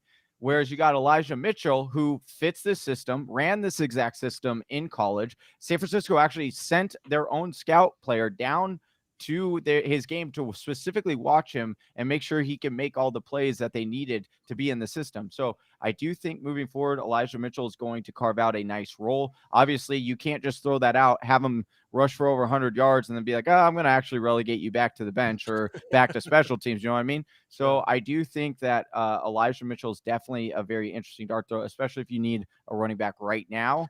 I would heavily try to pick him up. And then we'll see. It'll be a timeshare for sure between Sermon and Elijah. It'll just be who has the more and the bulk of the carries or the more important carries in that offense. And just to add quickly on Johnny's point here, he says timeshare, and we understand, we don't want a running back by committee, but we also understand that every running back room pretty much in the NFL is a committee of some sort. And this one in San Francisco is extremely profitable. They get chunk yardage, they get big plays, and we saw Raheem Mostert. Yes, he only plays 4 games a year, but in those 4 games, he's ripping off long runs. He's scoring touchdowns. And if you look at what Elijah Mitchell is, yes, he's a low capital back, but so was Raheem Mostert. He was undrafted, okay? And he's a track star with good speed. You know who's faster than Raheem Mostert? Elijah Mitchell ran a faster 40 time than Raheem Mostert. So we have a guy in Elijah Mitchell that's very talented for this system, as Johnny said. And then we have a track record of Shanahan, both he and his dad, using running backs in low capital systems. Alfred Morris, you talk about Devonta Freeman, you talk about back in the day, even Terrell Davis was an undrafted running back that played well on special teams that Shanahan then used, or Shanahan's dad used, and to be a Hall of Fame running back. So I'm not saying Elijah Mitchell is going to be Hall of Fame, but he could be Hall of Fame for you in fantasy football in 2021. And I think that's a situation that we want to take advantage of and invest in this offense. I have one interesting question just to ruffle some feathers here. Yeah. Rookie QBs. Mac Jones is out there playing. Yep. Sunshine didn't look all that hot, but he's out there playing. Trey Lance is doing his thing. They're doing the dink and dodge thing there, and so is Justin Fields. I'm looking at dropping Justin Fields for Mac Jones. What do you think? Kid, you don't need either of them, right? Like who do you have? I have Mahomes starting. Yeah, so for me, I don't know what your upside would be in dropping Fields at this point to go get Mac Jones or Trevor Lawrence or anything. Keep Fields, because the minute Fields starts, if he does hit his ceiling, he has Mahomes or Lamar Jackson or even Hurts to a lower extent in his range of outcomes, because he's got the rushing ability and the ability to throw on the run. And so if somehow you're sitting on Mahomes and then let's call him Mahomes light in Justin Fields on the bench, you have not only taken that quarterback from your opponents, but now you have a valid trade piece you can use in dealings going forward. So there's I'm trying to trade. Yeah, I'm trying to trade. He doesn't want to trade with me. Like he has all the running backs. Trade with me. I got all the running backs. I need a running back. Here's the deal. The deal. Well, Johnny can jump in here. Sorry, I mean to hog it all here, but what I was saying is he doesn't have any. You have no leverage right now because Fields has not hit the field yet. When Fields gets on the field, you're definitely going to have leverage because people are going to be like, "Oh my God, here's Fields. I need to get that." Especially a guy in Pat who's going to be like, "That's my boy. That's my Bears QB1. I need him." But Trav, he has 5 RBs. He can only start 2 of them. Okay. They all did relatively I can start well. 3. First off, I can start 3. You start 3. They all did well. Enhanced this RB, man. Yeah. Well, and here's the thing. Here's to Pat's kind of defense here. I love when people come out and they're like, because in certain cases took 2 tight ends, took 2 quarterbacks, took a plethora of running backs. Oh, well, you only can start 2. You can only start 1 at that. It doesn't matter. That's only half the equation. Half the equation is the guys you play. Sure, in your lineup for a head-to-head, you want to give yourself as many options as possible, because there are days, I talk about this, especially with Pat Mahomes. We love him. Great quarterback. Probably will go down maybe potentially as the GOAT. Who knows? There's a lot of time between that. But the reality and is, a lot of rings he's got to win. Exactly. So, but the reality is, from a week-to-week standpoint, Pat Mahomes has only been a top 12 quarterback for, I believe it was 56% of the time over the last 2 years. And so when you're able to have a viable backup quarterback, you can then play matchups, which is what we always encourage. That's how you are going to be able to be more consistent in fantasy football. So if Pat Mahomes, it sounds wild, but and it requires a lot of cojones for sure, but Pat Mahomes could be going against, one of the best defenses, and then you've got Fields there going against Detroit Lions. You're like, okay, I'm going to throw in Fields against Detroit Lions because that's a cakewalk matchup. You know what I'm saying? Yeah. So you can play that. And then to Pat's side of this, running backs are fantasy gold. So he's actually doing the smart thing right now, and he's playing because he's like, I don't want to carry an extra weight on my roster right now until Fields does end up starting. I would rather keep holding my gold And then guess what? When Fields does come, now he can play matchups with his running backs. Then when Fields becomes available and wants to make that trade, now he feels more comfortable and he can throw him right in the lineup. So half the battle is keeping players away from your opponents so they can't play them. Even if you can't play all of them in your lineup, that's okay. It doesn't matter. It's all about the puzzle pieces and taking them away while also trying to play the best pieces you can. But Now, here's let the me thing. ask. Here's the thing, right? Let me get He Zach did all of question that. in here. Let me get No, Zach. we're question gonna in get here. to it. I promise you we are. Listen, here's the thing, though, right? Here's the thing. He has Derek Carr. Yeah. And has Derek Carr. On top of that, he has Sam Darnold as the backup. Yeah. I mean, I'm not saying he shouldn't do this deal. Unfortunately for you, kid, like he doesn't have to worry about it yet because Fields isn't starting yet. And so, unfortunately, he can let you absorb all the risk of Field, which it reminds me of like a drop shipping company. They take all the inventory, they keep it on themselves, they absorb the risks, and then they will ship it out to whoever buys it for whatever cost they do that. You are holding the risk right now for Fields, but what I'm telling you is you won your week 1, right? Oh, handedly.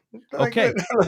You have no reason to worry about having to trade Fields out and get those running backs because I guarantee you running backs fall the way they do.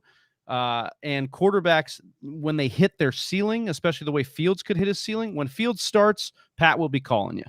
Yeah, I guarantee it. And not only Pat, but he's a lot of gonna, other players too, because you play with a lot of Bears fans, which is also why like knowing your league is important because you wouldn't just want to throw him on waivers because you know people are going to be interested. So start shopping him. And then it's like, okay, I'm going to go, let Pat know. I love Pat, by the way. I love you, Pat. But so I'm not trying to like hate him, but I would be like, hey, I got other offers interested, and this is what it's going to cost.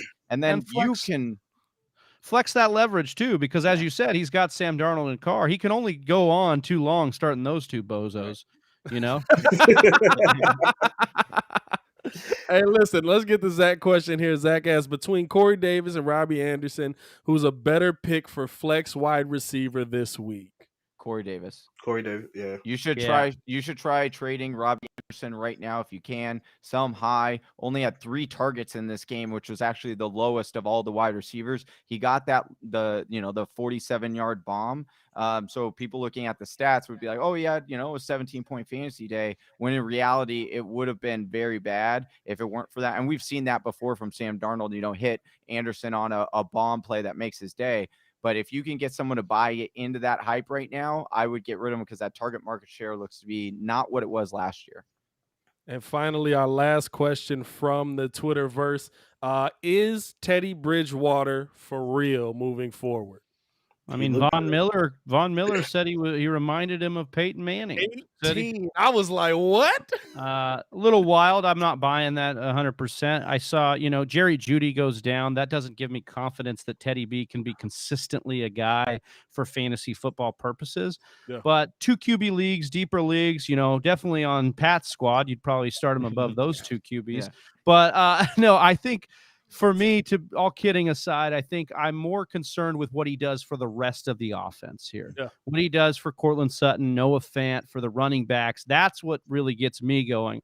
I'm not running to the waiver wire to go get Teddy B. There's other guys with more upside than Teddy Two Gloves. But I did want to just bring up, if I could, really quick, this. It's Button Mash Elo says might trade Najee Harris. I would hold tight on that. What we saw at a Najee Harris, I mean, we talked about this in the offseason, just first-round capital, the fact that they didn't have anybody else. He was going to be on the field. Guys, he literally didn't really leave the field. He was in on 100% of running back touches in this game. They played a tough Buffalo squad. If you want to trade him, I'm fine, but you're not going to return value that you drafted him for after that performance against Buffalo. They play the Raiders this week. Let them establish the run against the Raiders, boost that value for Najee Harris, and then look to deal him. I think people get in love with trades, and we've talked about this on the show. It's still so early in the season to be out there moving these guys around after we just played 1 week. We have 1 week sample size for these guys. Appreciate you boys for tuning in with us, man. As always, the Fantasy Whispers. Make sure to check them out on Twitter at Big Travie TFW and at Johnny_Game Time. Also follow the Fantasy Whispers at the Fantasy Whispers on Twitter. We appreciate you boys for tuning in and dropping the knowledge. Hey, y'all stay safe out there. All right, guys? You too, guys. Much Good luck love, this guys. week. Peace. Much love. Peace. That was the Fantasy Whispers, always an excellent part of the show. I mean, listen, I got some quarterback issues over here. I'm not gonna lie. I thought I had something nice in Fitzy on the low, and then he got hurt week 1. Not even week 1. What, first quarter? Right? He went out first quarter. Yeah. First quarter. We can't hear you, kid. You lose your QB in first quarter. You know that's pretty much the end of it all. Hey man, listen, I had good high hopes. I thought he was a good pickup, and he's always been a good fantasy QB for at least the last couple of years. So I was actually kind of saying, I actually have an affinity for Fitzy. I think he absolutely deserves more respect than he gets. And man, thank you all, Fantasy Whisperers. Thank you so much. I actually just like starting a pot, man. Listen, I don't need Justin Fields. Most of the time, I'm not starting him over Pat Mahomes. I'm not. But at the same time, guess what? I just like ruffling your feathers because you got. Oh, it don't bother me. Listen, you got Derek Carr, who, by the way, maybe not put up a ton of points, but he looked good. That was a game. See, this is my thought process. That was a game, though, right? This is my thought process on it, though. When we looking at it, and I got so much hate. Is Derek Carr or Sam Darnold gonna put up 40 points? Never. No. Never. But we know with no offensive line, they're going to give the ball to Joe Mixon. And he is going to get the ball a whole lot. So having him on my team makes my life a lot easier. You're not getting Joe Mixon. And Christian McCaffrey is the offense that makes Sam Darnold look somewhat decent. So It was crazy. He almost had 100 yards in both categories, though. Like, he had 83 on the ground, and then I think like 95. And listen, and honestly, my bench running backs a little bit more scared about him, but I do got Clyde Edwards-Helaire. That's a lot of name. Whatever, you know what his name is. I do got him sitting in the flex spot right now. Hey, listen. We're gonna see on the Le'Veon Bell you did. That's a long play. That might be a drop. I'll be honest with you. I was going for him. For who, Le'Veon? I was going for Edwards because I knew you weren't coming off the other two, and you'd be stupid if you did. And you could manage without Clyde for a good minute. You could manage. I don't know. Michael Pittman was my flex, and apparently, what's his name? Just hate him. That was I was going to hit you with a receiver because just hate him. I got good receivers, and you need help at your receiving core too. Hey, listen, we can talk. I'm not as worried about my receiving core. I'm not gonna lie to you. I think I started the wrong mix, but I'm not as worried about my receiving core. Hey, I had Corey Davis on the bench. I like all the sleepers they said to watch out for. I had him on the bench. Yeah. And Corey Davis put up 27 points yesterday. I mean, that was a nice little show. Yeah, you got a nice little showing. You know what I'm saying? That's slight work. I'm definitely not. I'm not a grower in this segment right here. You said what? I'm not a grower in this segment right here. Oh, it's some sick humor. I don't have to worry about it anyway. Oh man. Listen. Let's get back into the little bit of Bears conversation just to close it out. Let's do a little quick preview. I mean, what are we gonna see from this Bears team versus the Bengals coming in to week 2? I mean, look, we didn't come on this show talking highly of our Chicago Bears team. What are we going to see going into week 2 versus Joe Burrow, Jamar Chase, I'm going to tell you this right now. I'm confident in Mixon. With Mixon on the bench, I have some confidence. Let me tell you right now. What are we going to see, do y'all think, going into this week 2? I think starting off, I think that the Bears D-line I think that Cincinnati is getting better pass protection wise a little bit, but Joe Burrow can still be had. But I will say, with the weapons that the Bengals have on offense, that the Bears definitely need to watch out. I think that Eddie Jackson needs to be on high alert. High alert. Jalen Johnson definitely needs to be on high alert because Jamar Chase was just doing whatever he wanted to. Yeah. And honestly, their defense actually looks really good. So if I was to give a score, I'm not gonna hold you. I got the Bears coming out of this 27-20, 1-1. You got us with a win? Yeah. 27-20. We put up 27 points. If the Bears put up 27 points and we lose, I will flip this table on camera. Which is why we don't stream the Bears. That's why we don't stream the Bears games live. We might have to get a couple of them in, though. We got some stuff in the works. Speaking of which, in the chat, would you all appreciate if we did a game live? I mean, next week's game would be a good game to do. You know he can't handle that type of pressure. Hey, listen, it will be one for the record books. It'd probably be one. Real quick though, we each got setups, so technically we don't have to be here. Yeah. If he go haywire. Yeah, it would save your lives. I'm not scared. I'm not worried. Hey, listen, Javon Williams is a clip that is being retweeted 13,000 times. I don't care. There might be some stuff that get flipped. I don't know. I'm hey, listen, he could tear up his home office as much as he wants to all day long. I'm gonna sit there and laugh and move out the way because it ain't my home office. If he puts a hole in the wall, go for it. You see, I said let's stream it there, not here. I'm not gonna do that. I'm not stupid. Come on now. I mean, listen, kid, what are you expecting coming from the Bears coming out of that game? I'm gonna be honest with you. I'm not expecting much at all.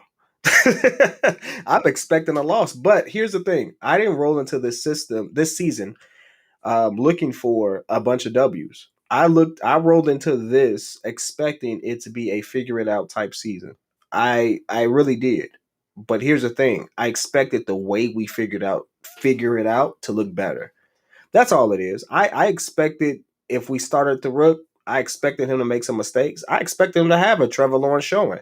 We're going to see a lot of good, going to see a lot of bad. I'm expecting that, right? Because I do think he's a good QB. I don't think he's a guy like we're saying he is. Do I think he's one of the better in the draft? Absolutely. But if you see, like, our team doesn't look, I get Jacksonville vibes looking at our team at times, right? And so guess what? I know he's going to make those type of mistakes. He has issues leading receivers and stuff like that. So guess what? We're going to see some picks. Yeah. We're not rolling into a situation in which we're going to see this Aaron Rodgers type QB. Now, if it works out, great, but I'm not expecting it. I'm expecting some mistakes. So I'm expecting us to be middle of the road record wise, but it's all in the sense of developing. That's just how I rolled into the season. The biggest question of what we're going to see Sunday is, are we going to be impressed if they do get to Joe Burrow?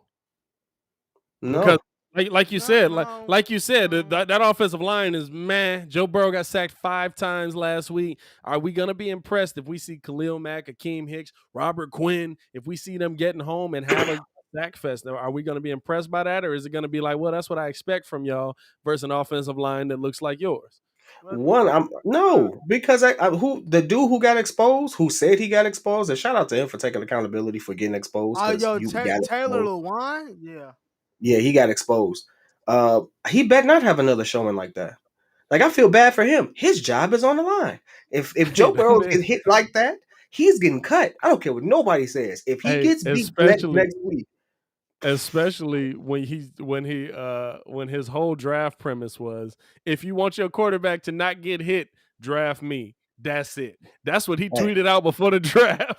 And guess what? First game, he didn't just get hit. He got hit 5 of them things. So guess what? I didn't know if that was Taylor Lewan or Charles Leno Jr. out there, because that's who set up Fitzmagic. Man, listen, that dude right there, he's going to be looking for another team. He's going to be relegated to bench duty. He's going to be sweeping and mopping floors at the stadium if he sits there and lets Joe Burrow get hit like that again. Because that's a generational talent they have. They need some protection around it. He's absolutely going to get fired. I don't want to see that boy do that. I want to see him actually have. I'm hoping it don't happen to him, but it's the Bears. It's my team. So I'm hoping it happens. If he got time, I'm hoping it happens. I'm hoping it happens. If Joey Slick got time, they getting dotted up. Hey, is that the most humbling thing we've seen since Sakari Richardson got blown out by the Jamaicans? What? Like, Buddy puts that on Twitter, and then the first game gives up 5 sacks. Is that the most humbling? Nah, I've seen Muggs talk trash to Jordan. That's different. That's godlike. I mean, listen. Michael Jordan can talk trash to someone today and still be considered like he's the best that's ever played. But when somebody literally puts that out there and dude turns into a whole different animal because you're right there, I mean, that has to be humbling. Like he didn't just get. But I mean that's a. I mean that's the thing though. Like with a lot of these guys, when in every league, you try to break the rookie that's not on your team, especially if he's the highly touted guy. I mean, think about what Muggs tried to do to LeBron. They just couldn't. He was that good. Muggs tried to break LeBron. They was like, ain't no high school kid gonna come in here and be ready for the NBA. And then Brown was dropping 25 in his rookie year, and it was just like, wait a minute, hold on now. He might be pretty good. I don't know why they said that because Carmelo was dropping them off the same way. Anyway, but anyway. Hey, listen, Melo the same thing. I ain't saying that. I'm just saying, you come in trying to break these rookies, and when you see them like that, well, no, Melo was different because Melo had a year of college too. Brian coming straight out of high school, like that's a different stigma. The 18-year-old kid that was in class last year. Yeah, 6'8", 245 pounds, and it can run like a gazelle. I'm sorry. Hey, listen, still a high school kid, and I'm still looking at you. If you a pro and you've been doing it for 5 years already, you looking at the high school kid like this kid don't know what he getting into. And then all of a sudden he come in there, he dunk on your head. Yeah, that's a humbling experience. That's a humbling the other way though. Wipe the stench of sack off your forehead. That's what just happened to you. Oh man, listen, we are coming into the home stretch. I know that this has been a long day. We appreciate everyone tuning in with us. Let's get a couple of things in. The Bulls have made some moves. We got to get a little Bulls talk in just because, hey, we've exhausted the Bears. Let's be honest with you. There's only so much we can see us talk about with the Bears. So let's get a couple of things on the Bulls and we're going to wrap up. We have the season opener happening in roughly 20-something days, 30 days. What's it? 22 days? 22 days? 20 days. Countdown going. We already have a schedule on the days that we're going to call it, this, that, and the other. But we still are seeing some action in the Twitterverse. I mean, Ringo put out a tweet about Lonzo Ball, and all of a sudden it blew up a little bit for him, which is great stuff, man. So, hey, what are we expecting? Are we expecting any moves to happen between now and then for the Bulls, specifically Boogie? I don't expect. I don't. I want Boogie, but I don't expect it to happen. I don't think I think the Bulls are kind of set right now. I think they had a bench last season that they added in, and so I think that they're going to try and just build up the bench that they had. I think Kobe White's going to be a big piece of coming off of that bench. You know what I'm saying? He won't start the season though. Huh? He's not starting the season though. Like he should be back for the beginning of the season. He was only supposed to be out for training camp. Okay. The interesting thing, I want to get y'all opinion on this. ESPN has the Bulls finishing 9th in the Eastern Conference. So I wanted to. Listen. We know ESPN. We know that the 4-letter network. We know that the mothership is good for cap based on any fan base that is too high one way or the other on their team. So let me give you their exact tweet so that I'm not calling out cap on myself. That is the wrong tweet. Hold on. Here we go. Give me a second. ESPN has the Chicago Bulls finishing 9th in the Eastern Conference with a record of 40-42. Now, here's my problem with that. Even if the Bulls finish with a record of 40-42, that could still get you the 7th seed in the Eastern Conference. Not anymore. Not anymore. I still think. Listen. Atlanta got to prove it to me again. Do I think they got the pieces there? Yeah. Do I think? But listen. Oh, wait, again? Atlanta got to prove it to me this season. You got to prove it to me because they got hot. They got hot when they had a coaching switch, and they carried it almost to an NBA final. But they fell short. Can you stay hot? I've seen teams get hot. I don't often see teams get hot and stay hot. So I want to see if Nate McMillan is going to be able to keep that team as hot as they have been. I'm still rocking. And I want to see if they can do it when mugs are doing nothing but scheming for you now. Okay, we seen the season of that. Let's see how you adjust to this. I'm still saying that. I'm having too much fun with these backgrounds. Yeah, I see. I should have never gave you control. That's Golden State East right there, bro. I don't care what nobody. Golden State East. How about they win a championship before we dub them Golden State East? Jeez. All right. Listen. All right. Hold on. Let's walk this down. Okay. But I'm gonna let him say what he got to say. All right. There we go. Let's walk this down. Name the other 8 teams that are better. Dog, Milwaukee. I'll give you Milwaukee. Let me find a tweet. I'm gonna be real with you. Let me find a tweet. I'm gonna be real with you. Milwaukee. Brooklyn. And here's my thing. Brooklyn for sure. Milwaukee, even though they are the NBA champions, you give them their respect, you give them their reverence. I gotta see them be consistent from them other pieces before I say they are head and shoulders above the Bulls. They got a player that's head and shoulders above the rest of the NBA. And if Chris Middleton becomes that consistent player, it's trouble. It's trouble. But we ain't seen it. So Milwaukee, Brooklyn, Philly, depending on who they get. Ben Simmons said he ain't coming back. Ben Simmons don't. This is the thing, and this is what I need Muzz to understand. At the end of the day, some of y'all don't got an option. Muzz be trying to pull the James Harden card and not be James Harden. Yeah, you can't do that. Yo, I got a quick question. So let's just say we throw Milwaukee in there. We got Brooklyn. Yeah. I don't think Boston is better than us now. I don't think Boston's better. I don't think Atlanta is better than us now. That's a team they got to show me. They got to show it to me. Who else is on the East? Indiana's not better than us now. No, Indiana's not even in our neighborhood. Miami's not better than us now. Absolutely not. The cap there. I will say this. There's a caveat. Oli's your caveat. If Oli come back, I put Miami higher than most because he's a game-changer player for them and he does something for them that they don't have in offense. Because I tell you what, Tyler Hero. Hey. He got shorties on crashing that car. Yeah, that's all he got. I don't care who he has on a personal tip. On the end of the day, he ain't getting no buckets. I'm telling you right now. Hey, you know what's the difference between him and other people at his position, Ringo? They score. They score. No, the score. I mean, hey, remember Buddy don't tackle? But guess what? Tyler Hero don't score. Tyler. that was last year, bro. Now I do want to see because we have seen guys have a sophomore slump and come back. We have seen guys have a sophomore slump and come back, but that was a long slump, bro. That was he slumped from the beginning to the end.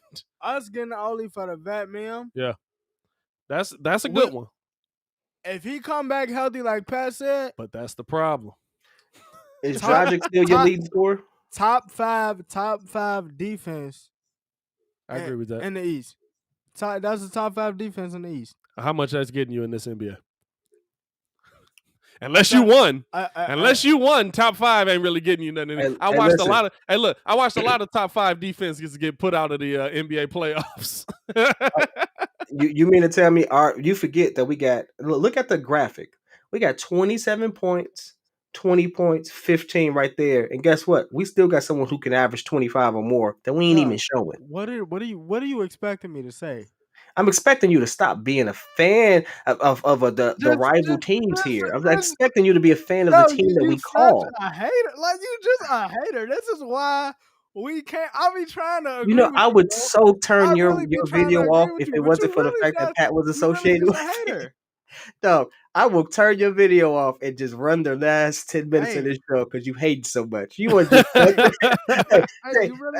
Nah, I got. I mean, I'm gonna be real with you. I can't find 8 teams better than the Bulls. I can't. So on paper. Now here's the thing: you got to do it. So I get why ESPN could be saying that because if we being honest, the Bulls won 24 games last season. Winning 40 games is ridiculous. Based on that, like winning 40 games based on what we did last season, 31 games, a 9-game increase is ridiculous. Now I will say this: The caveat to it all is the fact that a lot of teams in the East did get the injury bug. Yes. Early. Yes. Right. So I say Indiana wasn't better, but now that I think about it, TJ Warren, he may not be, he's not bonus. We're not going to get Bubble Jordan out of him, right? But that's a good 18 points. Miles Turner, Sabonis, and Karis LeVert. Yeah. That is a squad. No, they got a squad. I just don't think it's better than what the Bulls got right now. I don't think the Sixers are going to be top 4 anymore. I got Brooklyn. I got depending on what I got Brooklyn. Brooklyn, Philly. I'll put Milwaukee in there. I got the Heat. Then I got the Bulls. Then I got Atlanta. Then I got that's just how it's gonna go. I don't. That's how it's gonna go. That's how it's gonna go. That's law. I think that's just how that's gonna go. I don't see. Not to even worry about the Heat, but I just don't see. There's too many question marks with the Sixers. They have a generational talent in Embiid. Embiid can't stay healthy. It's ticking too, though. Embiid can't stay healthy. Listen, if Embiid ain't healthy, who's gonna do it? Yeah, that's the Tobias thing. Harris. That's what I'm scared of. Like great. Tobias. Tobias is a nice number 2.5. Now I will say this: he ain't the number 2 on the team. If Brooklyn actually does, this is a trade rumor though. Nice 2.5. He is a nice 2. There is a trade 2.5. Now it's a double-edged sword with this trade rumor because it's like, hey, it's another guy who ain't played a full season. But if Brooklyn actually does trade Kyrie for Ben Simmons, I absolutely see a healthy Sixers going really, really far. Yeah, if it's just them two, because Ben Simmons has the ability to play defense at a minimum, and that he's going to get everybody involved. And now James Harden can be a 2 again, which takes more wear and tear off his body. Brooklyn, I've said it on this show. Listen, I'm Bulls Nation to death. I got 36 inches of bull head back here. By the way, cop the Windy City Bulls merch. We got that on the website. Check that in the link in the description below. If Brooklyn is healthy, it is Brooklyn versus the world. The league is over. Call it a season. We have no reason to play the games, just hand them the trophy. My thing is, I don't believe Brooklyn will be healthy. I don't believe that Kevin Durant at this point in his career with all the injuries he sustained has the ability to stay healthy through the season, which don't matter as much because he'll take rest days and be there when it matters. I don't think that James Harden, with all he's been through in his age now, will be healthy in the playoffs. Kyrie is never healthy in the playoffs. The more surprising thing from this season would be seeing Kyrie Irving in the playoffs. I'm going to tell you this. I'm not worried about Kevin Durant's health. It was just one major injury. And he bounced back. 2. What you mean? It's just one. No, he tore his ACL. No, he didn't. Didn't he? What was the first injury? He tore his Achilles. Oh no, he broke his leg. He broke his leg.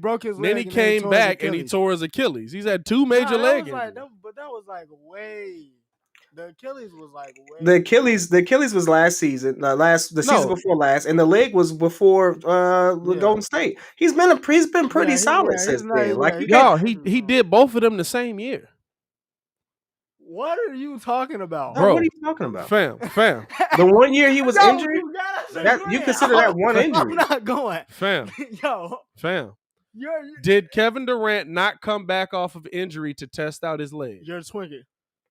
Okay, he got injured in the playoffs, true. I'm telling you right now. And then he came back because they thought it was in the playoffs? It was in the playoffs. I thought he just came back just for that. No, because the first game he came back in the finals, he got hurt. He got hurt early in the playoffs. They rested him. They thought he was going to be done for the whole thing. They brought him back. Then he ended up tearing it, like a complete Achilles tear. And then he sat out for a season and a half. That was it. And he came back and dropped 30 a game. Somebody let me know if I'm tweaking or not. Yeah, you real tweaking. The other injury with the leg happened because he was trying out for Team USA, and then he called Coach K and said that he didn't want to do it, and then like right after, that's when he broke his leg. It's in a doc. I've seen it in a doc. That's how I know the truth. All right. I'll take your word on that. I don't know about that one. All right. Man, you got me and kid agreeing, bro. Man, hey, look, it's a stressful time out here for everybody. Listen, no, I mean, I'm looking at this NBA season. The Western Conference to me is that's so up in the air, bro. Is it though? Like, it's just like who for real? I got Golden State. Come on now, we already know what that we know what that's gonna be. They coming back. I got Golden State. I got Golden State. Hey, listen. Nope. Hey, listen. What was Golden State missing before all of this fell apart? Klay Thompson.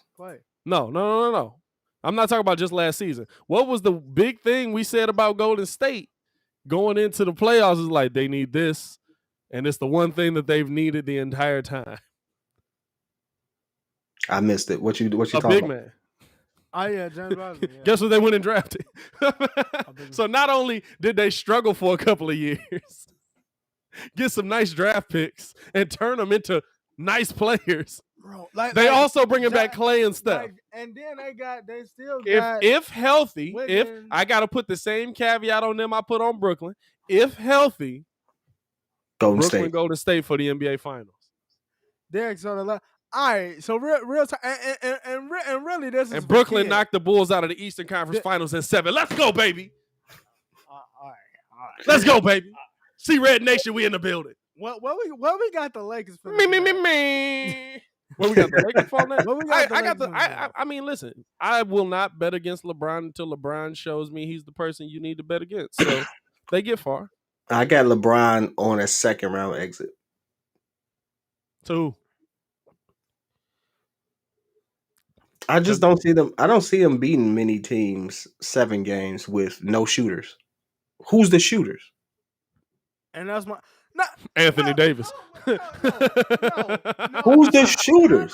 Anthony Davis. Now, Ringo, you did point this point. You did bring this out in a chat, so I gotta highlight you. Asking you.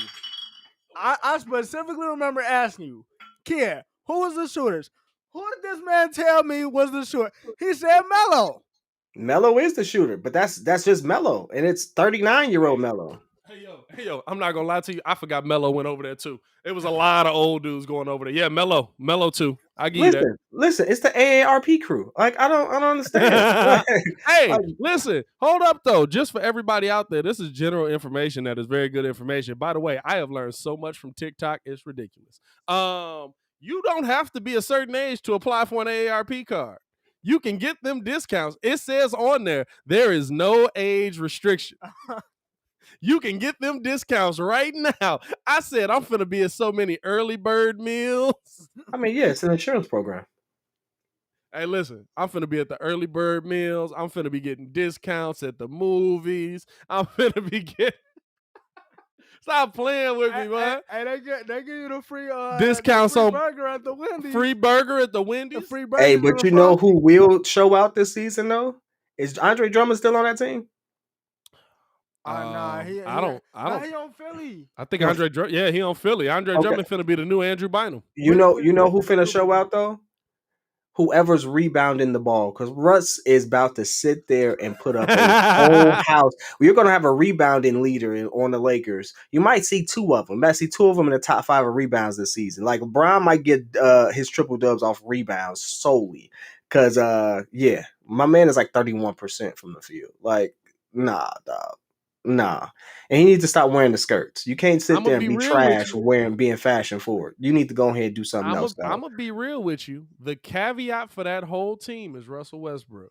Because Russell is going to make LeBron's life easy. He's going to set AD up for easy shots, and he's going to set Melo up on the corner for open threes.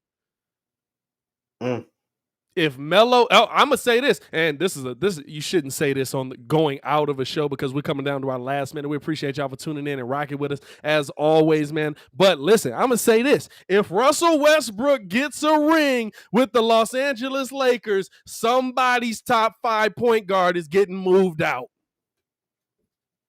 He can't hold the triple-double crown and not be included in the top 5 with a ring. Listen, I appreciate y'all for tuning in and rocking with us, man. As always, it is your boy, Pat the Designer, back at it again. Joined by the bros, P Kid and Ringo, Stefan the Don Lon, Juan J. Hey, yo, y'all stay safe out there in Chicago. Make sure to get into the FanDuel. Make sure to cop some merch. Check the links in the description below.